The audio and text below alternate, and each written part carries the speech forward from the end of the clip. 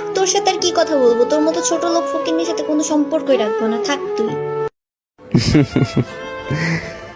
ভাগ্য আমার সম্পূর্ণ কথাই না শুনে সে আমাকে ভুল বুঝে চলে গেল। তো 50,000 টাকা আমার খুবই দরকার, এখন আর কি করব, কিছু করার নেই। আমার এই শখের আইডিটাই বিক্রি করে দেই। আর সে তো আমাকে বুঝলো না যে আমার টাকাটা কি প্রয়োজন ছিল, সে তো এটা শুনলো না। 1 মাস পর।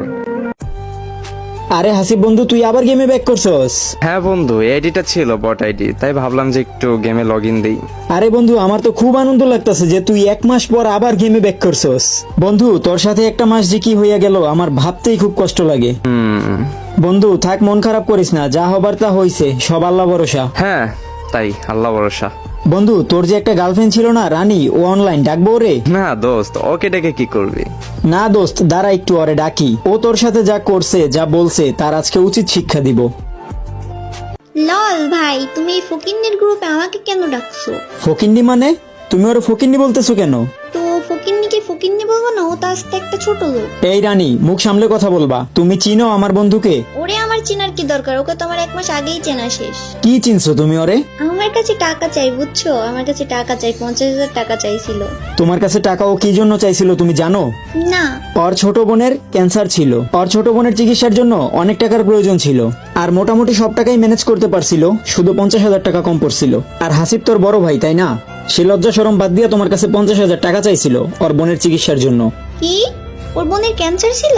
হ্যাঁ, ওর বোনের ক্যান্সার ছিল, তাই কিছু টাকা কম পড়ছিল, তাই তোমার কাছে ও 50,000 টাকা ধার চাইছিল, আর তুমি যাতা বইলে অপমান করলা, এমনকি ওর সাথে ব্রেকআপটাও করে দিলা। আল্লাহ, আমি কিচ্ছু জানতাম না। তারপরে কি হয়েছে? তারপরে কি টাকা ম্যানেজ হয়েছিল?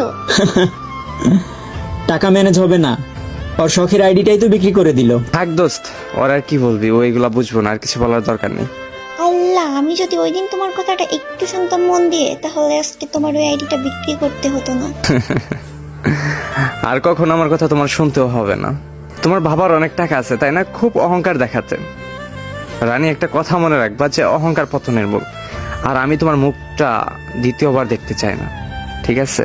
তোমার মতো মেঘ আমার চেনা শেষ হয়ে গেছে। দোস্ত, আর বের কর গ্রুপ থেকে।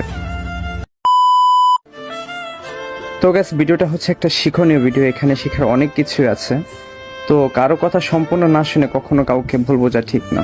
আশা করি গ্যাস তোমাদের ভিডিওটা ভালো লাগছে। যদি ভিডিওটা ভালো লেগে থাকে তারা আর হ্যাঁ, লাইক করতে কিন্তু ভুলবা না। তো আজকের ভিডিওটি পর্যন্তই, সবাই ভালো থাকবা, সুস্থ থাকবা, আল্লাহ হাফেজ।